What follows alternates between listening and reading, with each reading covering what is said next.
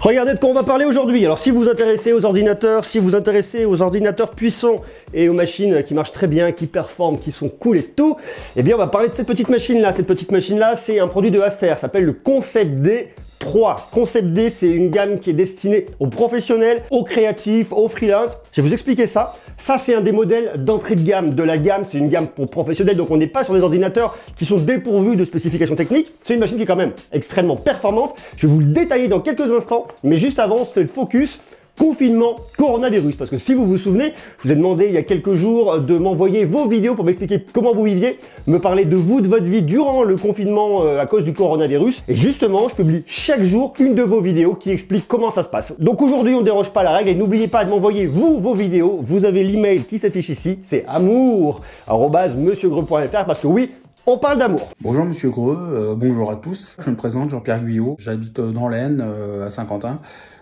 Je travaille en grande distribution et bon, je vous cache pas que c'est plutôt compliqué en ce moment par ces temps difficiles, très difficiles, je dirais même. Je pense à vous, je pense à vos familles. Et si vous pouvez éviter de sortir, ne sortez pas. Pensez à votre bien-être avant tout. Hein. La santé, c'est une denrée rare, donc faut la préserver. Et je pense aussi à mes collègues de travail, Olivier et tous les autres, qui travaillent d'arrache-pied en ce moment pour que vous puissiez, quand vous pouvez sortir, acheter des cours, vous faire vos courses. Et croyez-moi, c'est pas facile. Donc, j'ai une grosse pensée à eux. Voilà. Bon courage en tout cas. Faut se tenir les coudes. Allez, à bientôt. Au revoir.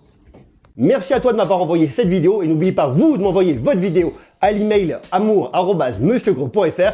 Plus on s'envoie d'amour avec deux mains, plus on communique, plus on reste connecté malgré la distance et malgré le confinement, et mieux ça se passera. Sur ce, on va aujourd'hui parler d'ordinateur. On va parler de cette petite bécane là. Pourquoi est-ce que Acer a lancé la gamme Concept D? Est-ce que vous le savez? Si vous ne le savez pas, mettez la pause et marquez-le moi en bas en commentaire et dites-moi, selon vous, pourquoi est-ce que Acer a lancé cette fameuse gamme Concept D? C'est parti. C'est bon? Vous avez mis lecture? Vous avez deviné? Ok, alors je vous explique. En fait, Concept D n'existait pas avant. Elle s'adresse à une niche de population, plutôt à des professionnels. En fait, il y a eu un constat, c'est que 15% des personnes qui utilisaient l'ordinateur Predator de Acer, qui est la gamme gaming, ordinateur basé vraiment axé sur la performance, racé, designé, comme on peut retrouver dans les ordinateurs de gaming, et bien en fait Acer s'est rendu compte que 15% des personnes qui possédaient ces ordinateurs-là ne les utilisaient pas pour aller jouer, pour le gaming, mais bel et bien pour la performance et notamment à usage professionnel. Du coup ils se sont dit, ok, on se rend compte que donc il y a un réel besoin, il y a des personnes qui ont besoin de vraiment de performance à tel point qu'il leur faut des machines extrêmement puissantes, extrêmement performantes, mais que par contre ils s'en fichent complètement du design de gaming, ils s'en fichent du gaming, ils ne jouent pas, reste là petit micro, ils ne jouent pas, donc globalement ça ne les intéresse pas. D'où l'idée de créer une nouvelle gamme et c'est comme ça que la gamme Concept D est née. Donc la gamme Concept D regroupe 4 modèles, le Concept D 3, le Concept D 5, le Concept D 7 et le Concept D 9. Vous vous en douterez, du moins performant, si on peut dire ça comme ça,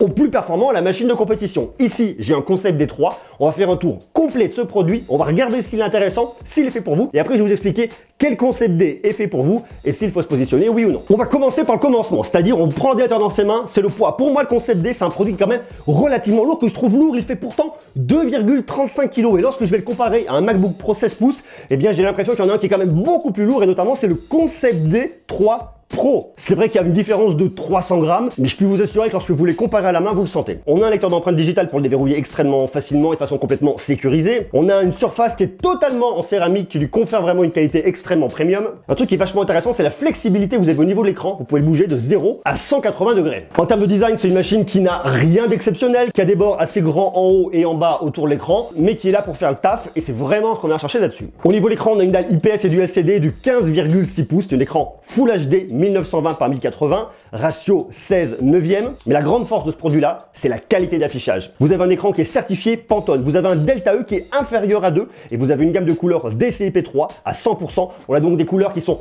complètement fidèles pour les créatifs, pour que ce que vous voyez à l'écran, c'est ce que vous allez retrouver en réalité. Côté audio, il n'y a rien de bien complètement dingue. On a deux haut-parleurs qui sont situés en dessous du châssis à droite et à gauche. Le son est globalement assez médium, il n'y a pas une spatialisation de dingue, c'est assez étriqué. Je suis assez assez déçu là-dessus parce que quand on cherche un produit plutôt pour les créatifs, et notamment pour le montage vidéo, on s'attendrait à avoir une bonne qualité, que ça fasse un peu un effet waouh, ok je peux travailler sur ma bécane, j'ai une très bonne qualité, j'en profite, et ça c'est assez moyen. La meilleure expérience, elle se fera grâce à une prise jack. Côté performance, il est quand même plutôt pas mal, on retrouve un Intel Core i7 de 9e génération, 6 cœurs, qui est cadencé à 2,60 GHz. Le stockage est pas mal, vous avez 1 Tera avec un disque qui tourne à 5400 tours par minute, mais également 512 Go de stockage en SSD pour faire tourner le système. Vous avez donc toute une partie pour votre stockage, une partie pour le système.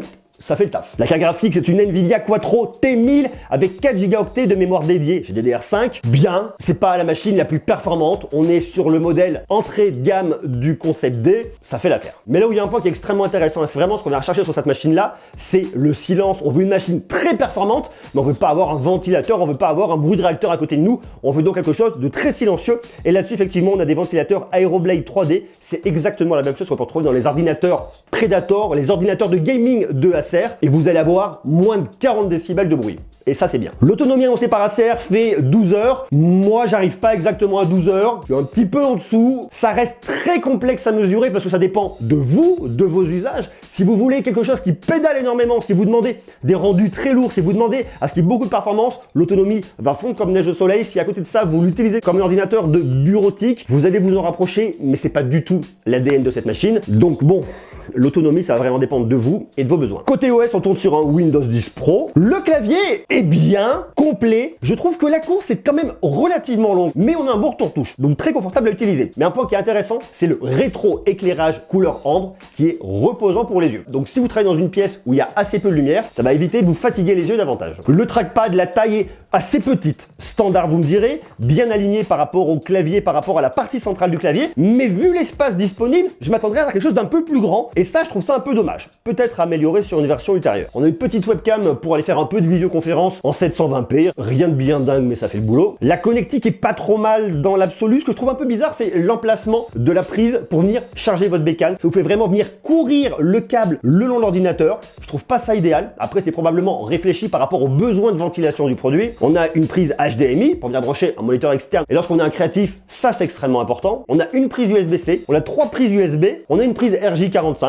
Mais ce que je vais regretter là-dessus, c'est qu'on a un ordinateur qui s'adresse aux créatifs. Pourquoi ne pas intégrer de lecteur de carte SD?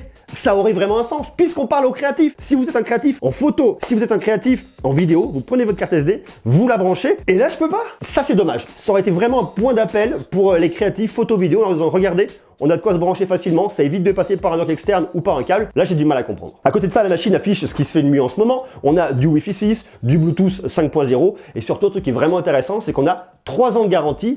Ça, c'est plutôt bien Acer. Maintenant, qu'est-ce que vous allez pouvoir réellement faire avec? Est-ce que c'est ce concept D-là qu'il vous faut ou est-ce que c'est un autre concept D qu'il vous faut? Ce qu'on va faire, c'est qu'on va faire un peu un tour de la gamme. Dans la gamme concept D, vous avez le concept D3, le concept D5, le concept D7 et le concept D9. On va vraiment venir les partager en deux. La partie 3.5 et la partie 7.9. La partie 3.5, c'est plus ce qui va être de la 2D et la partie 7.9, ça va être plus 7 de la 3D. Vous allez avoir ici de la 4K UHD. Ici, vous êtes en Full HD. Et nous, c'est cette machine qu'on a aujourd'hui. Ce qu'il faut savoir, c'est que sur la partie 2D, on va plus s'adresser ici aux retouches photo. Tout ce qui va être Photoshop, tout ce qui va être Lightroom, c'est ici. Mais également ici, sur de la vidéo. Moi, je vous conseille vraiment de prendre tout de suite, d'emblée, un 32 Go de RAM. Ça vous évitera de ramer, ça vous donnera plus de fluidité. Si vous allez là-dessus, vous allez avoir ce qu'il y a de mieux. Vous allez pouvoir faire de la 3D, vous allez pouvoir utiliser de l'AutoCAD. Vous allez surtout avoir une machine extrêmement performante qui vous permettra d'aller plus loin pour envisager le futur. Il y a un autre outil qui est extrêmement intéressant, que vous allez retrouver ici sur ce petit dé. Eh bien, c'est la palette Concept D. La palette Concept D, elle vous donne plein d'informations sur votre CPU,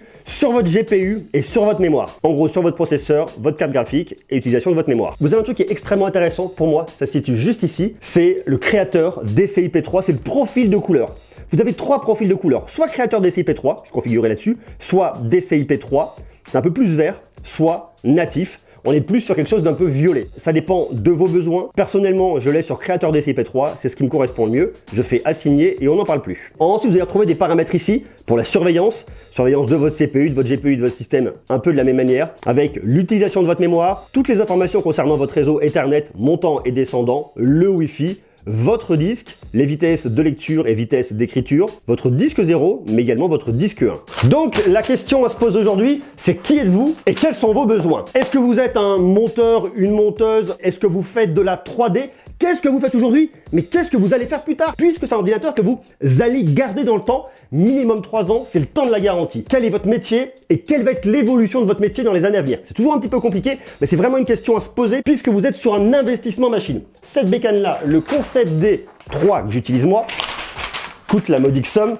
de 1699 €. Plus vous allez rajouter d'options et plus ça coûtera cher. Et si vous montez tout en haut, jusqu'au Concept D9, vous en douterez, ça va vous coûter beaucoup plus cher. Si d'ailleurs cet ordinateur vous intéresse, je vous ai mis un lien en bas dans la description et c'est vraiment à mon avis tout l'intérêt de ce produit-là. Moi je le trouve intéressant, moi je le trouve pas mal. Je trouve que Acer a fait plutôt un beau boulot avec une machine qui est bien, l'écran est vraiment top. Il a des faiblesses, c'est dommage. J'aurais trouvé ça intéressant que Acer aille beaucoup plus loin pour avoir une machine encore mieux, un plus grand trackpad vraiment réfléchi pour les créatifs. Je trouve qu'il est beaucoup trop petit ce trackpad. Si vous regardez par rapport à d'autres machines plus dédiées créatives, vous trouvez des choses un peu plus grandes, qui ouvrent plus de confort. Ça pourrait être vraiment intéressant pour une deuxième version de cette machine-là. Le fait d'améliorer aussi la partie audio, ça serait extrêmement important, puisqu'on va parler aussi aux personnes qui font de la vidéo avec un écran 4K. C'est dommage d'avoir une expérience audio un peu à l'emporte-pièce. La machine que j'ai testée aujourd'hui, le Concept D3, n'est pas parfaite. Elle est plutôt bien, elle est intéressante. Si vous travaillez sur la photo, c'est une machine qui peut vraiment faite pour vous. Et si vous avez des usages un peu plus gourmands ou si vous faites vraiment du multicalque,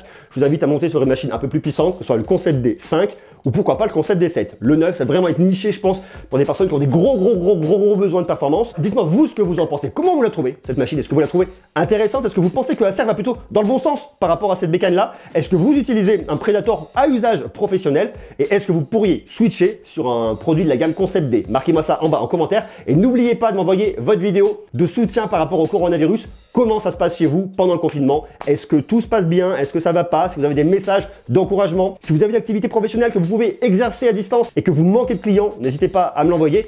On partage tout ça. Sur ce, je vous embrasse. Je vous donne rendez-vous dès demain pour continuer à parler de tech. Allez, des bisous et de l'amour. À demain. Ciao.